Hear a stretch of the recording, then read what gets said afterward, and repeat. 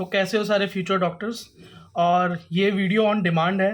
और जितने भी पीडब्ल्यूडी कैंडिडेट हैं हमारे नीट के लिए बनने वाले जो डॉक्टर्स हैं, उनके जितने भी सवाल हैं, जितने भी क्वेश्चन उनने मुझसे किए या वो इधर उधर इंटरनेट पर अपना टाइम वेस्ट कर रहे हैं उन सब चीज़ों पर, पढ़ाई को छोड़ के, तो बेटा ये एक वीडियो काफ़ी होगी आपके सारे सवालों के जवाब देने के लिए।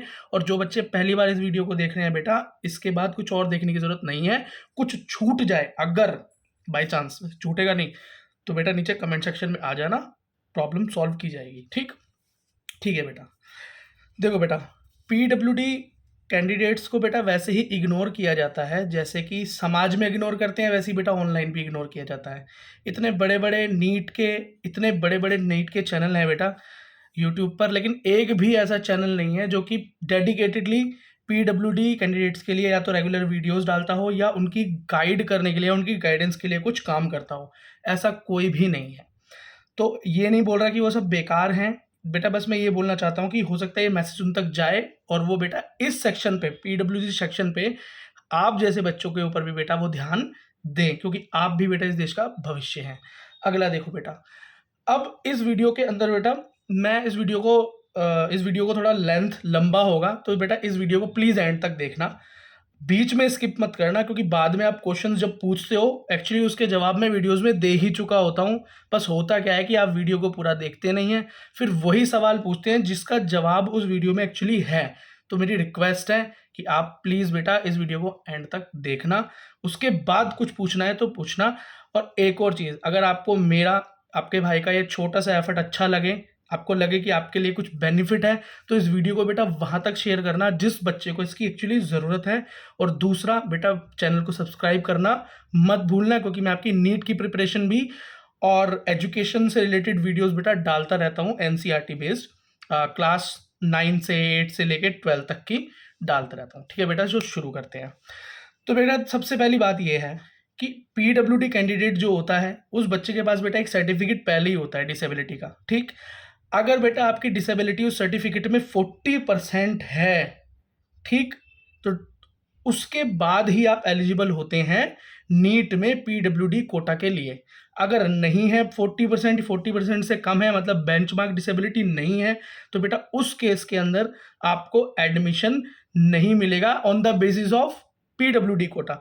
अदर बेटा आप अपनी कैटेगरी के अंदर, आप जनरल हैं, ओबीसी हैं, एसटी हैं, आप उसके अकॉर्डिंग बेटा काउंसलिंग में पार्टिसिपेट कर सकते हैं, लेकिन पीडब्ल्यूडी का फायदा आपको नहीं मिलेगा। लेकिन बेटा कुछ स्पेसिफिक डिसेबिलिटीज ऐसी हैं जिसके अंदर एडमिशन तब मिलता है जब आपकी डिसेबिलिटी 40% से कम हो। तो बेटा उनके बारे में भी हम आगे डिस्कस करेंगे, और वो कौन सी हैं जिनके अंदर 40% या 40% से ज़्यादा चाहिए, वो भी आगे डिस्कस करेंगे। तो बेटा मैं आपको बताता हूँ, मैं सारी चीज़ें बेटा ठीक से इस बार लिख कर रहा हूँ कि कुछ भी चीज़ मिस ना हो जाए। ठीक है बेटा, तो प्रोसेस मैंने आपको पहले ही बता दिया कि आपके पास एक सर्टिफिकेट होगा, आप नीट का फॉर्म भरेंगे, एग्ज़ाम देंगे, एग्ज़ाम के बाद रिजल्ट आएगा, और बेटा उसके बाद क्या होती है, काउंसलिंग होती है अगर आपके मार्क्स ठीक हैं। और मार्क्स के बारे में आपको बता दूं, पीडब्ल्यूडी कैंडिडेट्स के लिए बेटा 100 मार्क्स भी काफ़ी होते हैं एडमिशन के लिए। 100 नंबर हैं तो आपको कोई दुनिया की ताकत एडमिशन से नहीं रोक सकती। 200 नंबर आप ले आए तो अच्छा मेडिकल कॉलेज, अपने स्टेट में मेडिकल कॉलेज लिए 250 से 300 नंबर स्कोर कीजिए, आंख बंद करके मैं आपको गारंटी देता हूं आपको अपने स्टेट में आपका फेवरेट मेडिकल कॉलेज मिल जाएगा। लेकिन एम्स चाहिए तो उसके लिए बेटा आप थोड़ा जंप मारना, 350 से 500 तक जाना, और फिर आपको एम्स मिलेगा बेटा, जो भी एम्स आप चाहते हैं। और ये बेटा मैं ऐसे ही नहीं बोल रहा हूँ, फैक्ट के ऊपर मैंने एक वीडियो भी डाल रखी है with proof, with year by year proof, और टॉप मेडिकल कॉलेजेस के बारे में वो मैंने अच्छे से बेटा एक वीडियो डाल रखी है, वो देख लेना। ठीक है, लेकिन बेटा आप मेरी बात पे विश्वास करो, वहां पर जाके टाइम वेस्ट करो ही मत। ठीक, अगली चीज देखो बेटा, काउंसलिंग हो, रिजल्ट के बाद जब काउंसलिंग होती है ना, तो बेटा काउंसलिंग से एक हफ्ता पहले पीडब्ल्यूडी कैंडिडेट्स को अपना पीडब्ल्यूडी सर्टिफिकेट दोबारा से बनवाना पड़ता है, जो कि एनटीए खुद डिसाइड करता है कि आपको किस सेंटर पे जाना है। 14 सेंटर देते हैं वो, सेंटर की लिस्ट बेटा पुरानी वीडियो में डाल रखी है। ठीक है, आराम से देख लेना, ज़्यादातर बच्चे जानते होंगे, नहीं तो लिस्ट फिर से निकलेगी, वो लिस्ट फिर से निकाली जाएगी, और एनटीए ने वैसे भी वो रिलीज कर दी है। ठीक, अगर आप दिल्ली के आसपास रहते हो तो बेटा Safdarjung medical college, VMMC, Lady Hardinge medical college, और राम मनोहर लोहिया जो अटल बिहारी वाजपेयी के नाम से जो है, वहाँ पर बेटा ये सर्टिफिकेट बनते हैं। आप अपनी अपनी स्टेट में देखें तो बीएचयू है यूपी के अंदर, और बेटा राजस्थान में एसएमएस है ना बेटा। इसी तरीके से 14 मेडिकल कॉलेज की लिस्ट है, वहीं जाकर आपको सर्टिफिकेट बनवाना है। क्वेश्चन ये आता है कि जब एक्चुअली हमारे पास पहले से एक सर्टिफिकेट है तो हमें नया सर्टिफिकेट बनवाना क्यों है? तो बेटा ऐसा है कि कई बच्चे फेक सर्टिफिकेट बनवा लेते हैं, किसी भी तरीके से बनवा लेते होंगे बेटा, कुछ पता नहीं है क्या सोर्सेज हों। तो वहाँ पर क्या होता है, या वो बच्चे बेटा जब पीडब्ल्यू सर्टिफिकेट बनवाया था तब उनकी डिसेबिलिटी कुछ थी, वो धीरे धीरे कम हो गई, आज वो नहीं है। तो बेटा वो क्या होता है कि एक्चुअली डिजर्विंग कैंडिडेट की सीट कोई अनडिजर्विंग कैटेगरी का बच्चा ना ले जाए, दोबारा से एक बार पैनल बैठता है उन सिलेक्टेड हॉस्पिटल्स में जिनकी मैंने बात की या जिसकी लिस्ट है, वहाँ पर बेटा एक पैनल बैठता है, दोबारा से आपकी डिसेबिलिटी को चेक किया जाता है, वैसे ही जैसे कि आपके उस अस्पताल में, डिस्ट्रिक्ट अस्पताल में किया होगा जहाँ पर आपने ये सर्टिफिकेट बनवाया होगा, सेम प्रोसेस फॉलो होते हैं। आपको बेटा दोबारा से परसेंटेज दी जाती है और एक नया सर्टिफिकेट बनता है। तो दूसरा सवाल, क्या वो जो नया सर्टिफिकेट बनता है वही ओरिजिनल को अब रिप्लेस कर देगा? पुराने वाले की कोई वैल्यू नहीं रहेगी? नहीं बेटा, एक्चुअली वैल्यू आपके पुराने वाले की ही रहेगी, उसको कोई चैलेंज नहीं कर रहे। सिर्फ और सिर्फ दिक्कत ये है कि जो नया आपका अब जो आप एडमिशन करने वाले हैं, जो आप एडमिशन लेने वाले हैं, उस एडमिशन उस काउंसलिंग के लिए एक स्पेशल डिसेबिलिटी का कार्ड बनेगा सिर्फ, और वो और कहीं काम नहीं आएगा। और ऐसा नहीं है उसके अंदर आपकी परसेंटेज कम आ गई या ज़्यादा आ गई तो आपके ओरिजिनल को चेंज कर देंगे या उसको चैलेंज कर देंगे, ऐसा भी नहीं होगा। ठीक, तो उसकी टेंशन लेना भूल जाओ। अब वो सर्टिफिकेट जब बेटा ऑनलाइन बनेगा वो ऑनलाइन ही अपलोड कर दिया जाएगा। ठीक, अब जो ऑनलाइन अपलोड कर दिया जाएगा, जब काउंसलिंग की आप जब वेबसाइट खोलोगे तो आप पहले से ही बेटा वहाँ पे पीडब्ल्यूडी कैंडिडेट मेंशन होगे, एलिजिबल होगे, और आप आराम से बेटा वहाँ पे काउंसलिंग में पार्टिसिपेट कर सकते हो। ये प्रोसेस समझ में आ गया?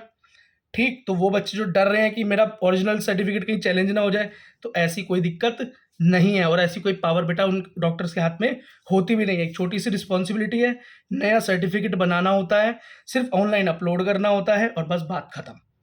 ठीक, अब बेटा आगे बात करते हैं। देखो बेटा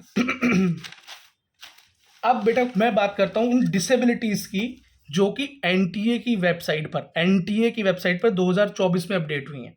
ठीक, ज़्यादातर मेन डिसेबिलिटीज़ मैं लिख कर लाया हुआ हूँ। कुछ ऐसी डिसेबिलिटीज़ हैं बेटा जो कि बहुत रेयर केसेस होती हैं, अगर उनके बारे में स्पेसिफिक जानकारी चाहिए तो कमेंट में आ जाना, नहीं तो ज़्यादातर मैं कवर करने वाला हूँ। ठीक, तो बेटा ध्यान से सुनना इस बात को।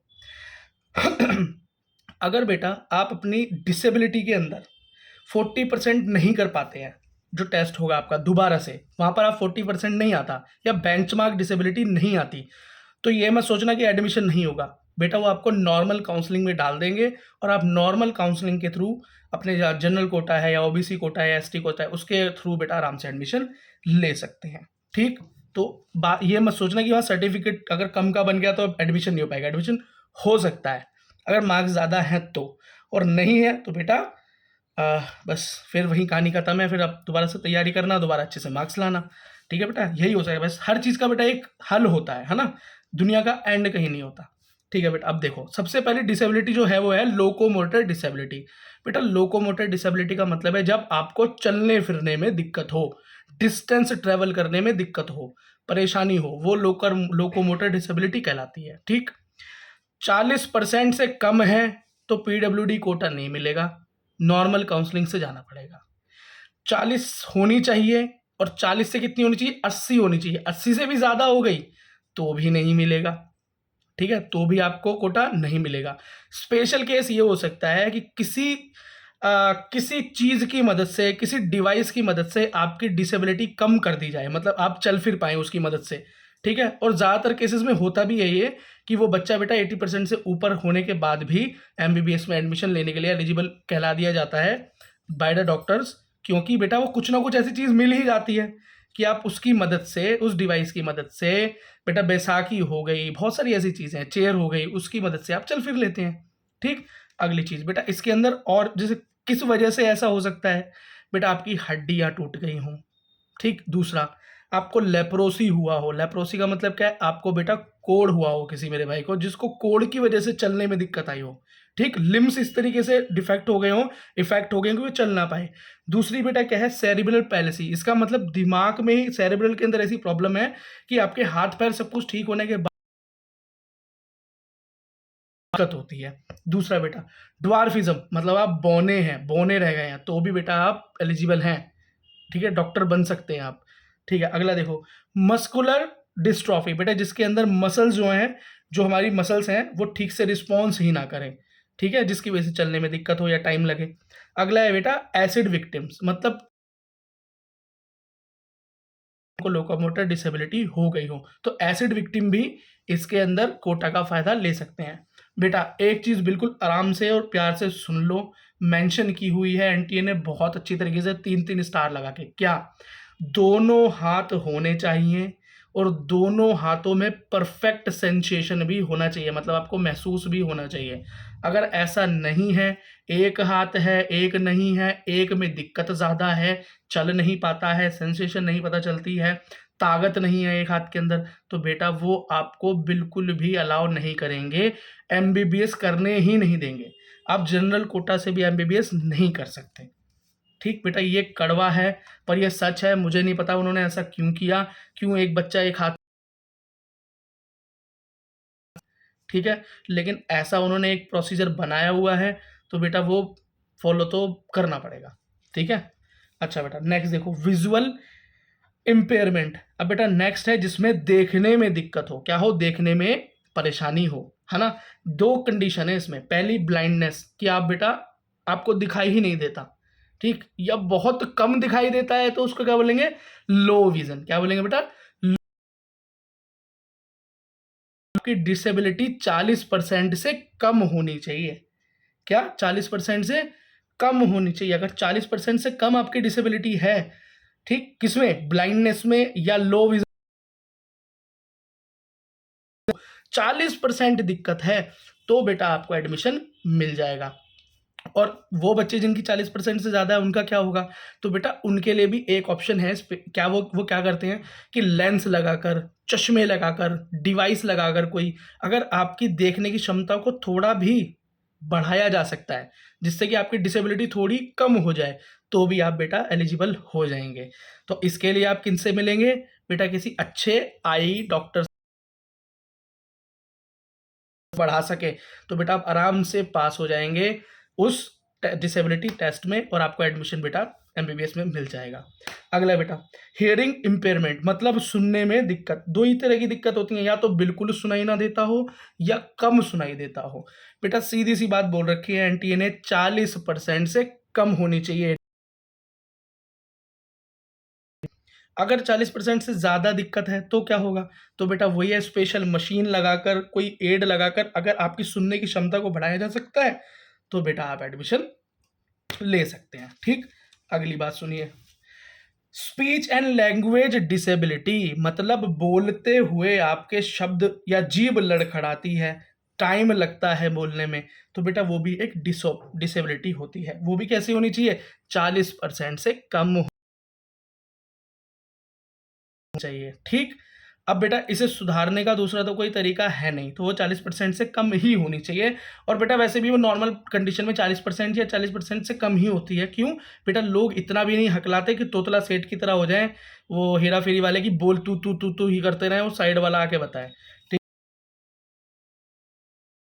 डिसेबिलिटी, इंटेलेक्चुअल डिसेबिलिटी का मतलब होता है बेटा कुछ समझने में, ठीक है, या सोचने समझने में आपको बहुत टाइम लगता है। क्या लगता है, टाइम लगता है। बेटा ऐसे तो होगा नहीं कि आप बिल्कुल बेवकूफ हो गए, है ना, बिल्कुल अब्बा जब्बा डब्बा हो गए, ऐसे तो होगा नहीं, नहीं तो नेट का पेपर भी नहीं निकलेगा आपका। तो बेटा वो क्या हुआ ना, 40% से कम होनी चाहिए, 40% से कम होनी चाहिए, तो आप बेटा क्या हो जाओगे, एडमिशन के लिए एलिजिबल हो जाओगे। नेक्स्ट, क्रोनिक न्यूरोलॉजिकल कंडीशंस, मतलब कुछ न्यूरोलॉजिकल कंडीशंस हो, वो भी बेटा कैसे होने चाहिए, 40% से क्या होनी चाहिए, कम ही होनी चाहिए। ओ हाँ हाँ, सॉरी सॉरी बेटा, इस कंडीशन के अंदर क्रोनोलॉजिकल के अंदर बेटा जिसके अंदर पार्किंसन जो बीमारी होती है, अब आप नीट की तैयारी कर रहे हो तो जानते हो पार्किंसन क्या है। तो जो बेटा पार्किंसन जो बीमारी है ना, ये बीमारी का परसेंटेज 40 से ऊपर होना चाहिए। क्या 40 से ऊपर होना चाहिए, 40 से कम होगा तो एडमिशन के लिए पीडब्ल्यूडी कैंडिडेट नहीं माने जाओगे आप। लास्ट देखो बेटा, ये है ब्लड डिसऑर्डर। क्या बेटा, ब्लड डिसऑर्डर, खून डिसेबल है तो बेटा उसके अंदर क्या होना चाहिए, उसके अंदर भी 40% से अधिक या 40% से अधिक आपकी डिसेबिलिटी होनी चाहिए। 80% तक लास्ट होता है बेटा, 40 से 80। 80 के बाद कुछ यूज़ करके, किसी दवाई की मदद लेके, किसी डिवाइस की मदद लेके तो ठीक, नहीं तो बेटा फिर एलिजिबल नहीं हो पाओगे। अब बेटा ब्लड डिसऑर्डर के अंदर क्या-क्या आता है? पहला आता है हीमोफीलिया, ठीक है? तो जो हीमोफिलिक बच्चे हैं वो जानते हैं। दूसरा है बेटा थैलेसीमिया, और बेटा लास्ट है सिकल सेल एनीमिया या सिकल सेल डिसीज़। तीनों आपने बेटा अच्छे से पढ़ रखी होंगी, क्योंकि इनमें से किसी से एनटीए एक एग्ज़ाम में क्वेश्चन बनाकर देता ही देता है, नीट में आप जानते ही जानते हैं। तो बेटा आई होप मैंने सारी डिसेबिलिटीज़, जो मेन डिसेबिलिटीज़ थी वो कवर की हैं, और बच्चों इनके थ्रू ही सॉल्व हो जाएँगी, क्योंकि सवाल यहीं से बनते हैं। और बेटा अगर कुछ सवाल छूट गए हों मुझसे तो प्लीज़ कमेंट